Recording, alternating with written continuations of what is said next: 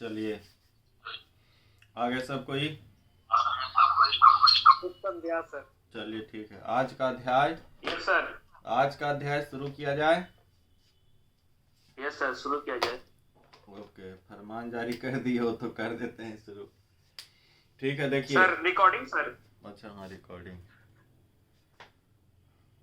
कहाँ गया? रिकॉर्डिंग है, Recording in progress.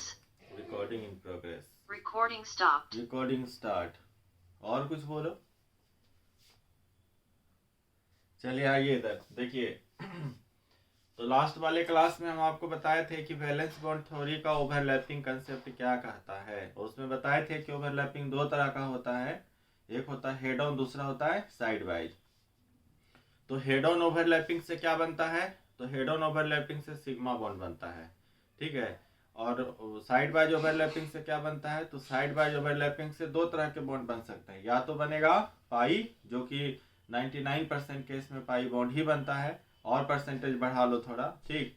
और बाकी कुछ डेल्टा बॉन्ड का भी फॉर्मेशन साइड वाइज ओवरलैपिंग से ही होता है। तो मतलब हुआ कि साइड वाइज ओवरलैपिंग से दो बॉन्ड बनेगा, एक पाई बॉन्ड और दूसरा कौन सा? Delta bond. सिर्फ पाई बॉन्ड कहना क्या हो जाएगा? गलत हो जाएगा। डेल्टा बॉन्ड भी बनता है, और एग्जांपल हम आपको देंगे, और कैसे डेल्टा बॉन्ड बनता है ये भी बताएंगे। अब आइए, तो पहले हम लोग देख लेते हैं कि हेड ऑन ओवरलैपिंग क्या होता है और साइड वाइज ओवरलैपिंग क्या होता है, ठीक है। तो हेड ऑन ओवरलैपिंग, या फिर इसको क्या पढ़ते हैं हम लोग? Coaxial overlapping. ये दोनों एक ही चीज हुआ। इसमें देखिए क्या होगा। सबसे पहले ओवरलैपिंग कराने के लिए हम लोग करते क्या है, रिक्वायरमेंट क्या है, पहले समझिए कि ओवरलैपिंग कराना है तो कैसे करा देते हैं। तो उसके लिए आपको ना पहला स्टेप 1, सबसे पहले आपको एक इमेजिनरी एक्सिस मानना पड़ेगा। क्या मानना पड़ेगा? Imaginary axis. चाहे एक्स को ले लीजिए, वाई को ले लीजिए, जेड को ले लीजिए, कोई भी एक इमेजिनरी एक्सिस ड्रॉ करना पड़ेगा, जिस पर जो दो एटम आपस में एटॉमिक ऑर्बिटल के ओवरलैपिंग के लिए आ रहे हैं, ठीक है ना, उस दोनों एटम के न्यूक्लियाई को प्लेस करना पड़ेगा, ठीक है। तो सबसे ओवरलैपिंग का पहला मतलब स्टेप क्या होगा? Internuclear axis.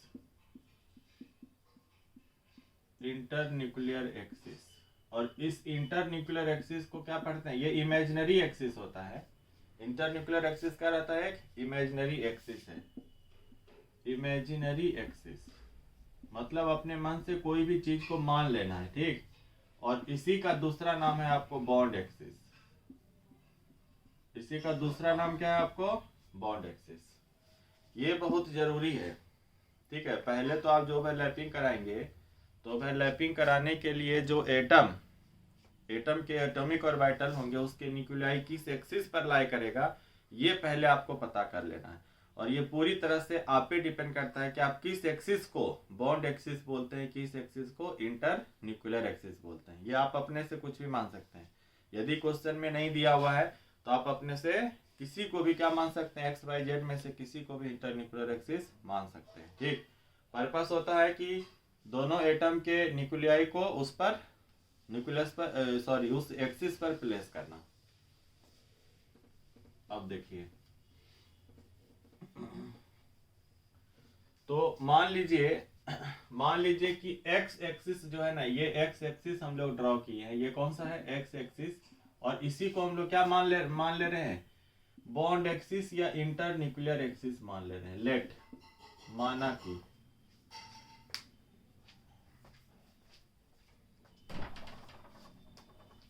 मतलब जब हम शुरू करते हैं कुछ भी, तभी सोलर झंडा शुरू होता है।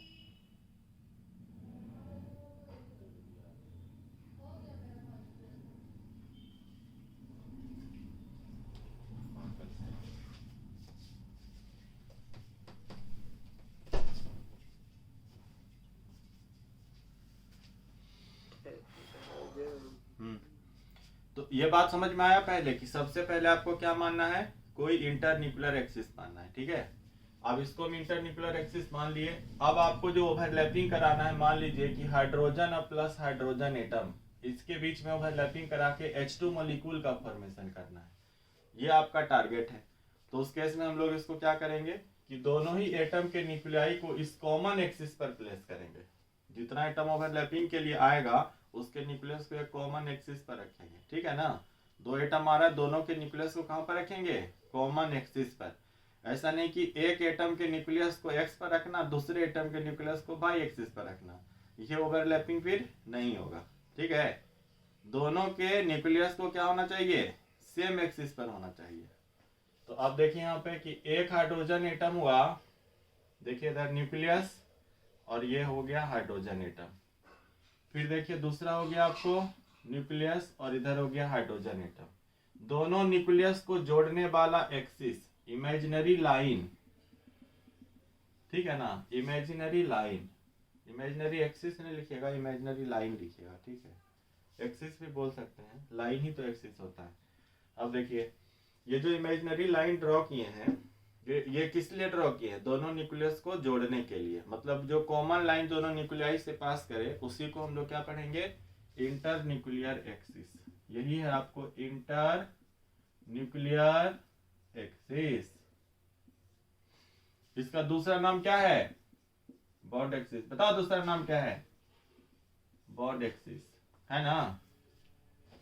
अब देखिए अब है कि बाकी जो कंडीशन होने चाहिए वो फुलफिल्ड होना चाहिए। और कंडीशन क्या बताए थे कि दोनों में अनपेयर्ड इलेक्ट्रॉन होना चाहिए, दोनों ही एटॉमिक ऑर्बिटल में विथ अपोजिट स्पिन होना चाहिए, ठीक है। अब देखिए इस लोब के ओरिएंटेशन के बारे में भी बात करेंगे। तो जो s एटॉमिक ऑर्बिटल होता है वो स्फेरिकल होता है, और वो कैसा होता है, सिंगल लोब्ड। उसमें एक ही लोब होता है ना, s ऑर्बिटल में दो लोब होता है क्या, सिंगल लोब्ड स्ट्रक्चर है, स्फेरिकल एक ही लोब है उसमें, बोले ना जी। और तरीके को कुछ नहीं बोल रहा है, हेलो। Yes sir. ठीक है सर, ठीक है, पढ़ाइए ना। ठीक है ठीक है ठीक है, अब पढ़ाइए। तो ये सिंगल लोब्ड स्ट्रक्चर है, ठीक है ना। अब हम लोग क्या करेंगे, तुम लोग तो बीच में कुछ बोलता नहीं है तो हम गड़बड़ा जाते हैं। अब देखो यहाँ पे इस दोनों के बीच में ओवरलैपिंग कराना, कंडीशन हम बता दिए थे कि जो है ना दोनों के पास unpaired electron with opposite spin होना चाहिए, दोनों वैलेंस शेल का होना चाहिए है। और एक चीज का और ध्यान रखना पड़ेगा आपको, एक चीज का ये ध्यान रखना पड़ेगा कि हम लोग लोब का भी ओरिएंटेशन बताते हैं। जैसे कि आपको इसमें आपको नहीं पता चलेगा, जैसे मान लीजिए पी ऑर्बिटल है, तो ये जो पी ऑर्बिटल आपको दिख रहा है, ठीक है ना, ये जो पी ऑर्बिटल इसमें दो लोब हैं। तो आप किसी एक लोब को प्लस बोलेंगे, दूसरे लोब को माइनस बोलेंगे। और यहाँ पे प्लस और माइनस, ठीक है ना, वो एक्चुअली वेव फंक्शन को बताता है, साई वेव फंक्शन को बताता है, ठीक है ना। तो यहाँ पे जो प्लस और माइनस, सर ब्लर आ रहा है। ब्लर आ रहा है, नेटवर्क यस सर। नेटवर्क तो दिए हुए हैं जी, एयरटेल का ही दिए हुए हैं। ब्लर आ रहा है। रुक जाओ, अब हुआ क्लियर। नो सर, अभी ब्लर है। अब हो गया होगा, अभी भी नहीं हुआ। नहीं दिख रहा। हेलो, तुम्हें कुछ दिख रहा है? दिख रहा है लेकिन मतलब उतना साफ नहीं दिखाई देता है। इतना यस साफ सर, यही बोल रहे थे। साफ नहीं दिखाई दे रहा है जी, मतलब क्या हो गया, नेटवर्क में इशू आ गया। सर आपका जब नेटवर्क इशू होता है ना सर, तो लैपटॉप में आपका स्क्रीन छोटा हो जाता है, जब सही होता है तो बड़ा हो जाता है आप। यस सर, अभी शो किया कि आपका नेटवर्क इशू है सर। अभी हाँ सर। नेटवर्क इसी दिखा रहा है क्या? नो सर, अभी तो व्हाइट अभी नहीं दिखाई दे रहा था, कुछ देर पहले दिखा था। अब ठीक हुआ? हाँ यस सर। ठीक है। तो इसमें जो दो लोब है, इसको एक प्लस साइन दिए, दूसरे को माइनस साइन। तो ये प्लस माइनस ना चार्ज नहीं है, ऐसा मत समझ लीजिएगा कि पॉजिटिवली चार्ज और ये निगेटिवली चार्ज है। इस साइन का प्लस माइनस से कोई लेना देना नहीं है, वेव फंक्शन है, उसके साइन को बताता है। ये प्लस और माइनस कहने का मतलब हुआ कि ये दोनों लोब एक दूसरे के जस्ट अपोजिट डायरेक्शन में है, ठीक है। इसके लिए आपको जाना पड़ेगा फिर किस वेव में, स्टैंडिंग वेव वाला जो ऐसे होता है ना, ऐसे देखिए यदि कोई ये वेव इस तरह से जा रहा है तो आप समझिए कि ये आप क्या माने, आप इसको बोले ना, इस एक्सिस के ऊपर ये वाला जो आप एक्स एक्सिस माने हैं, इसके ऊपर को प्लस मानेंगे तो इसके नीचे को क्या मानेंगे, माइनस मानेंगे। इधर इधर कौन सा डायरेक्शन होगा जी, पॉजिटिव, इधर कौन सा होगा जी, निगेटिव होगा। तो यदि इसको आप प्लस बोलें तो दूसरे को क्या बोलेंगे, माइनस बोलेंगे। ठीक है, तो यही प्लस माइनस साइन यहाँ पर जो है ना लिखा हुआ है, ये चार्ज वगैरह नहीं है। ये भी आपको ध्यान देना है। इस लोब का मतलब लोब का ओरिएंटेशन का भी एक प्रॉपर साइन है कि लोब के ओरिएंटेशन को बताने के लिए हम लोग प्लस माइनस साइन का यूज करते हैं। और ये लोब का ओरिएंटेशन एक्चुअली वेव फंक्शन को बताता है। ठीक है, और वेव फंक्शन अभी और आगे बताएंगे हम। ठीक है, उसमें आपको पता चल जाएगा। जैसे डी ऑर्बिटल के लिए बोलिएगा तो डी ऑर्बिटल कैसा होता है, डबल डंबल होता है कि सिंगल डंबल होता है, डबल डंबल होता है। तो इसके लिए जो आप वेव फंक्शन के रूप में रिप्रेजेंट करेंगे तो आप ऐसे रिप्रेजेंट करेंगे, ऐसे।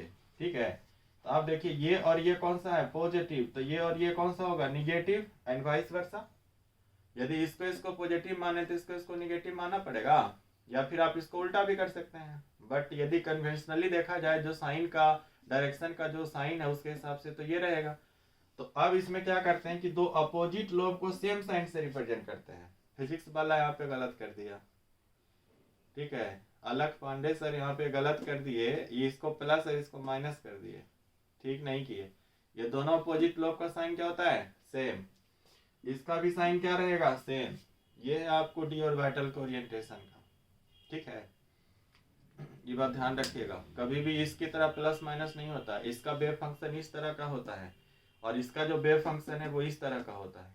तो इसके लिए हम लोग ऐसे लिखते हैं और इसके लिए ऐसे लिखते हैं। ठीक सर, ऐसा भी होता है सर, वेव में प्लस नीचे रहे और क्या बोलते हैं, 2 प्लस नीचे और 2 माइनस ऊपर, उस तरह का वेव नहीं बनता है। जिस तरह का वेव जो इलेक्ट्रॉन रिवॉल्व करता है तुम्हारा ऑर्बिट के न्यूक्लियस के चारों तरफ ऑर्बिट में रिवॉल्व करता है, तो जो तुम वेव बोल रहे हो ना कि ऐसे ऐसे वेव, ये ऐसे हो जाए फिर ऐसे, यही ना कहना चाह रहे हो। नहीं सर, वेव उसी तरह रहेगा सर, तो? वेव उसी तरह रहेगा, लेकिन बस खाली प्लस माइनस का अंतर हो जाएगा। नहीं, कैसे होगा, इस डायरेक्शन में तो पॉजिटिव होगा, इस डायरेक्शन में तो निगेटिव होगा, फिर इस डायरेक्शन में, फिर इस डायरेक्शन में, डायरेक्शन ऑफ मोशन बदल रहा है ना। तो अगर सर वही नीचे से स्टार्ट करते हुए जाते तब सर, हाँ, तो नीचे से स्टार्ट कर सकते हो तुम, ये तो तुम्हारा मर्जी है ना। साइनसॉइडल वेव होता है, इलेक्ट्रॉन का जो वेव होता है कैसा होता है, साइनसॉइडल। देखो ये माइनस माइनस होगा तो ये प्लस प्लस होगा। ठीक है, तुम ऐसे भी रख सकते हो और तुम जो है ना ये दूसरा जो फिगर बनाते हो वो भी रख सकते हो। Yes sir. इंटरफेरेंस कंस्ट्रक्टिव है कि डिस्ट्रक्टिव। जैसे दो वेव फंक्शन, मतलब जैसे एक वेव को हम ऐसे रिप्रेजेंट किए और दूसरा वेव जो भी हम आपको रिप्रेजेंट किए थे, आप इधर देखिए, दूसरा वेव था इस तरह से। ठीक है, अब ये बताइए कि दोनों जो वेव है सेम फेज में है कि अपोजिट फेज में है। तो देखिएगा, जिस समय इसमें जो है ना डायरेक्शन ऑफ मोशन ऊपर की तरफ है, इस समय डायरेक्शन ऑफ मोशन नीचे की तरफ है। ये दोनों वेव जो है वो एक दूसरे के क्या है, जस्ट अपोजिट है। तो इन दोनों के बीच यदि इंटरफेरेंस होता है, मतलब दोनों एक दूसरे के साथ मिक्स होता है, तो उस सिचुएशन में यहाँ पे डिस्ट्रक्टिव इंटरफेरेंस होगा और एम्पलीट्यूड जो होगा वेव का वो बिल्कुल क्या होगा, डिक्रीज कर जाएगा। और यदि दोनों का एम्पलीट्यूड सेम है, मतलब ये यहाँ से यहाँ तक और ये यहाँ से यहाँ तक सेम है, तो उस केस में फाइनल जो दोनों के मिक्सिंग के बाद निकलेगा वो रिजल्टेंट क्या होगा, नल हो जाएगा, ऐसे फ्लैट हो जाएगा। ठीक है, इसको बोलते हैं डिस्ट्रक्टिव इंटरफेरेंस। कंस्ट्रक्टिव इंटरफेरेंस होगा तो दोनों को सेम फेज में होना चाहिए। ठीक है, इसीलिए जब हम लोग लोब को आपस में मिक्स करेंगे ना, यही जो आप देख रहे हैं वेव फंक्शन, यही लोब के साइन को रिप्रेजेंट करता है। ठीक है, तो इसीलिए बोला जाता है कि किस लोब का कौन सा साइन है, मतलब सेम साइन वाला लोब ही यदि आपस में मिक्स हो रहा है, ओवरलैप कर रहा है, तो फिर कंस्ट्रक्टिव होगा। पॉजिटिव निगेटिव के साथ, यहाँ पर पॉजिटिव निगेटिव के साथ यदि हुआ, ओवरलैप हुआ, तो बताओ कंस्ट्रक्टिव कि डिस्ट्रक्टिव? डिस्ट्रक्टिव। तो रिजल्टेंट यहाँ पर क्या हो जाएगा, फ्लैट हो जाएगा। और यदि हम इसको ऊपर की तरफ कर दे, मतलब जैसा इसका है वैसा ही इसका भी कर दे, तो उस समय क्या बोलेंगे, कंस्ट्रक्टिव इंटरफेरेंस। तो कंस्ट्रक्टिव इंटरफेरेंस, तो ऑर्बिटल के ओवरलैपिंग में जो लोब का साइन है वो लोब का साइन ये बताएगा कि कंस्ट्रक्टिव हो रहा है कि डिस्ट्रक्टिव हो रहा है। यदि सेम साइन के लोब आपस में ओवरलैप करेंगे तो कहलाएगा कंस्ट्रक्टिव हो रहा है, और यदि अपोजिट साइन के लोब ओवरलैप करेंगे तो कहा जाएगा डिस्ट्रक्टिव हो रहा है। तो वहां से एक टर्म आता है बॉन्डिंग और एंटी बॉन्डिंग। कौन सा टर्म आता है? बॉन्डिंग और एंटी बॉन्डिंग। बहुत ही अच्छा चीज। एंटी बॉन्डिंग मतलब क्या होता है सर? एंटी बॉन्डिंग यही हुआ, दो अपोजिट फेज वाले वेव को आपस में मिक्स करना, वो एंटी बॉन्डिंग कहलाता है। ऑर्बिटल के Yes, केस sir. में वो क्या कहलाएगा? Anti bonding. और दो सेम साइन वाले को, यानी कि सेम फेज वाले वेव फंक्शन को आपस में, वेव को आपस में मिक्स कराना, वो क्या कहलाता है? कंस्ट्रक्टिव। तो इसलिए लोब का साइन भी आपको क्या करना है? देखना पड़ेगा, क्योंकि लोब का साइन एक्चुअली क्या रिप्रेजेंट करता है? लोब का साइन क्या रिप्रेजेंट करता है?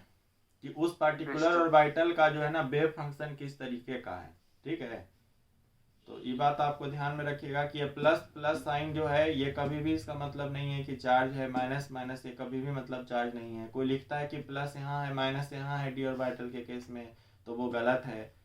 खुद अलग पांडे साहब गलत लिख रखे हैं, आप देख लीजिएगा ओवरलैपिंग में। ये ठीक है ना, ये प्लस है तो ये भी कौन सा होगा? प्लस ही होगा, माइनस नहीं होगा। ये बात ध्यान रखिएगा।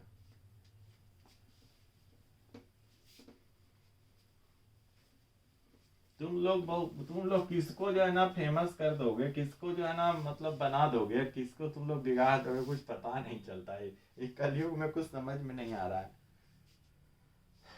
चलिए आइए देखिए, तो अब यहाँ पर हम इसका बॉन्डिंग दिखा रहे हैं। एक्सिस तो आप देख ही लिए ना कि किस तरह से दिखाया जाता है। अब इसके पास कितना इलेक्ट्रॉन है? एक इलेक्ट्रॉन। इसके पास भी एक इलेक्ट्रॉन है, अपोजिट स्पिन का है। अच्छा, अब आप देखिएगा ये सिंगल लोब्ड है, तो ये क्या होगा? ये पूरा लोब यदि प्लस साइन का है तो इसका मतलब ये पूरे को आप समझेंगे क्या? Positive spherical. मतलब एक पॉइंट के अबाउट में आपको जो है ना इस तरह से बना है, तो आपको इसमें प्लस माइनस कहीं हो सकता है क्या? या तो प्लस होगा या तो माइनस होगा। ठीक, अब आपको ध्यान देने वाली बात है कि ये जो आप ऑर्बिटल, जो दूसरे एटम का ऑर्बिटल है, और ऑर्बिटल में जो लोब है उसका भी ओरिएंटेशन वही होना चाहिए जो पहले एटम के ऑर्बिटल के लोब का है। तो ओरिएंटेशन को बताता है, लोब के ओरिएंटेशन को बताने के लिए हम लोग प्लस माइनस साइन का यहाँ पर यूज करते हैं। किसका ओरिएंटेशन? लोब का। किसके लोब का? एटॉमिक ऑर्बिटल्स के लोब का। ठीक है ना, कोई एटॉमिक ऑर्बिटल है उसका लोब का ओरिएंटेशन दिखाना है तो प्लस माइनस साइन का यूज करते हैं। प्लस माइनस साइन का यहाँ पे कतई मतलब चार्ज से नहीं है, चार्ज से इसका कोई लेना देना नहीं है। ठीक है, अब आइए, प्लस प्लस होने का मतलब हुआ कि इसका यदि वेव फंक्शन बनाया जाए, इस ऑर्बिटल का और इस ऑर्बिटल का यदि वेव फंक्शन बनाया जाए, तो उस केस में दोनों सेम फेज में आएंगे। तो सेम फेज वाले वेव का ओवरलैपिंग हो रहा है तो कंस्ट्रक्टिव होगा कि डिस्ट्रक्टिव? कंस्ट्रक्टिव। और कंस्ट्रक्टिव हुआ तो बॉन्डिंग बनेगा कि एंटी बॉन्डिंग? बॉन्डिंग का मतलब दोनों एक दूसरे के पास आना, पोटेंशियल एनर्जी डाउन होना, और एंटी बॉन्डिंग का मतलब विरोध क्रिएट हो जाना, डिस्ट्रक्शन होना। दो लोग आपस में मिला लड़ाई कर लिया, और दो लोग आपस में मिला दोस्ती कर लिया, दोनों ही सीन बिल्कुल एक दूसरे के अपोजिट है कि नहीं? जहां पर दोस्ती है वहां पर क्या होगा? बॉन्डिंग। मतलब बोलेंगे ना दोनों में दोस्ती हो गया है, अच्छा मजबूती आ गया दोनों के रिश्ते में। ठीक है, और यदि दोनों में लड़ाई हो गया तो समझ ही रहे हैं कोई डिस्ट्रक्शन हो रहा है। ठीक है, तो वो क्या कहलाता है? उस समय एनर्जी, पोटेंशियल एनर्जी होता है बढ़ जाता है। मतलब एटॉमिक ऑर्बिटल से ज्यादा पोटेंशियल एनर्जी मॉलिक्यूलर ऑर्बिटल का होता है, यानी कि वो ठीक चीज नहीं है। मतलब एंटी बॉन्डिंग क्या है? ठीक नहीं है। लेकिन ओवरलैपिंग होगा तो उस केस में बॉन्डिंग और एंटी बॉन्डिंग जरूर रहेगा। ठीक है, तीसरा सिचुएशन होता है नॉन बॉन्डिंग का। मतलब जैसे आप ऐसे समझिए, दो लोग आपस में मिले, समझिए ना, दो लोग आपस में क्या हुआ? मिले। बोलो ना हाँ, तो दो लोग आपस में मिले तो क्या क्या हो सकता है? तो पहला बात है कि दोस्ती हो सकता है। दूसरा बात है कि मिला, बोला कि नहीं मेरे लायक नहीं है, ठीक नहीं है, दोस्ती उस्ती भी नहीं हुआ। और तीसरा लाख है कि तीसरा बात है, लाख बोलते हैं, तीसरा बात है कि दोनों में आपस में किसी बात को लेके क्या हो जाए? बहस हो जाए, लड़ाई हो जाए। यही 3 सीन क्रिएट हो सकता है ना, चौथा और कोई सीन क्रिएट होगा क्या? सर पहली बार आखिरी बार नहीं, हम बोले कि दो, जैसे कि मान लो कि हम, ठीक है, हम और राजू सर मिलते हैं मान लो, तो इस लड़ाई होगा। लड़ाई होगा सर। अरे नहीं, लड़ाई काहे होगा भाई? लड़ाई क्यों होगा बताओ? कंट्रोवर्सी सर, लड़ाई कंट्रोवर्सी। लड़ाई क्यों होगा? अच्छा ये बताओ, लड़ाई क्यों होगा? वो आदमी जो है ना वो अपना ठीक है, अपना धंधा पानी करने के लिए जो है। लड़ाई नहीं होगा महाराज।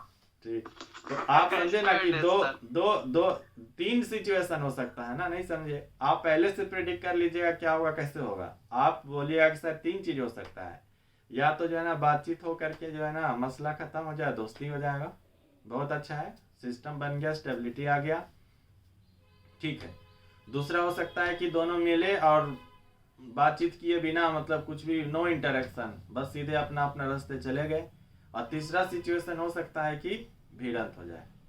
ये तीन कंडीशन होगा ना, ये तीन सर लेकिन सिचुएशन। तीसरा सिचुएशन एकदम लास्ट में लिया आप सर, उसको पहले में ले तो दिक्कत क्या है सर? दिक्कत नहीं है, हमको सिस्टम की स्टेबिलिटी जो बोल चाहिए। रहे हो समझो ना।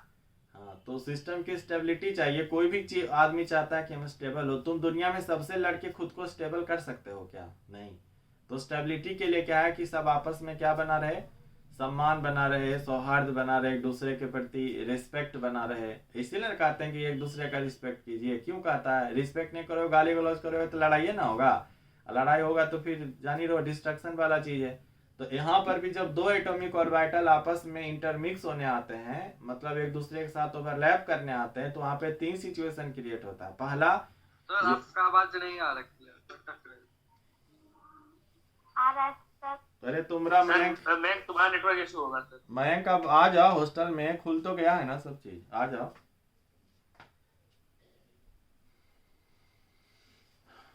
चलिए देखिए,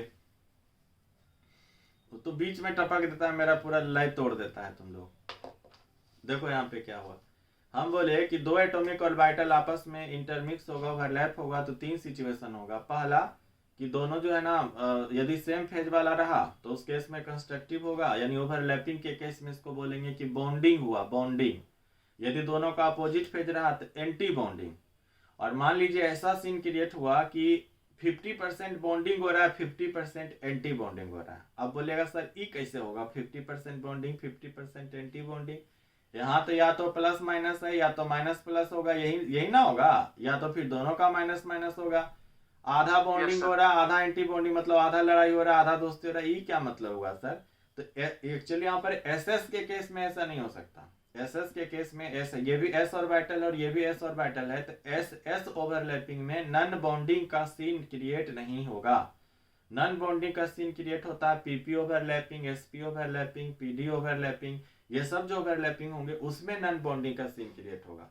एसएस ओवरलैपिंग मतलब एक एटम का एस ऑर्बिटल दूसरे एटम के एस ऑर्बिटल के साथ यदि ओवरलैप कर रहा है बेटा, तो उस केस में दो ही सीन क्रिएट होगा, या तो बॉन्डिंग होगा या तो एंटी बॉन्डिंग होगा। नन बॉन्डिंग वाला सीन यहाँ पर नहीं चलेगा, ठीक है।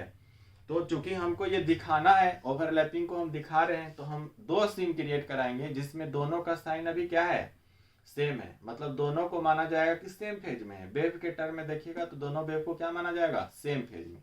अब ये बताइए कि हम स्टेप 1 सिखा रहे थे, तो स्टेप 1 में आपको क्या बताए थे कि दोनों ही एटम के न्यूक्लियाई को जो आपस में कनेक्ट करे इमेजिनरी लाइन, उस इमेजिनरी लाइन को इंटरन्यूक्लियर एक्सिस या बॉन्ड एक्सिस कहते हैं, ठीक है। अब ओवरलैपिंग कराएंगे, तो अभी जो आपको दिया हुआ है वो दोनों का सेम फेज है कि अपोजिट फेज है?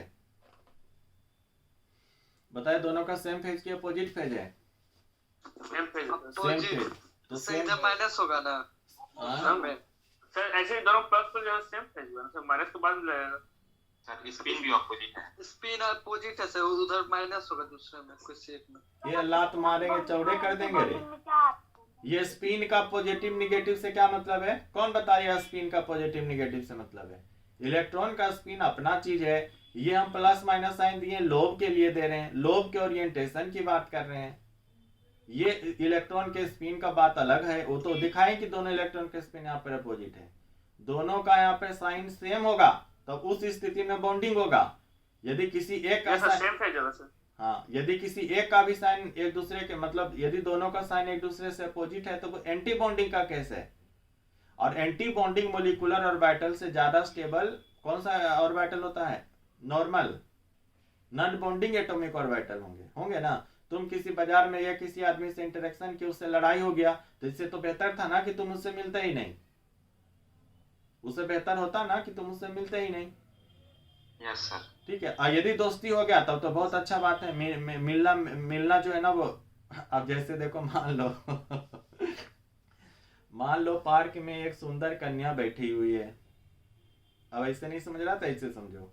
कहाँ गया वो, क्या नाम है उसका, राज रंजना। सुनो, मान लो किसी Yes, sir. पार्क में एक सुंदर कन्या बैठी हुई है। तुम जो है ना देखा, बोला कि वाह बहुत सुंदर है। तो अब जो है ना तुम्हारा दोस्त बोला कि जाओ कुछ बातचीत करके दिखाओ। तो बोला ठीक है हम जाते हैं। तुम गया। अब तुम सोचो कि यहाँ पे क्या क्या हो सकता है।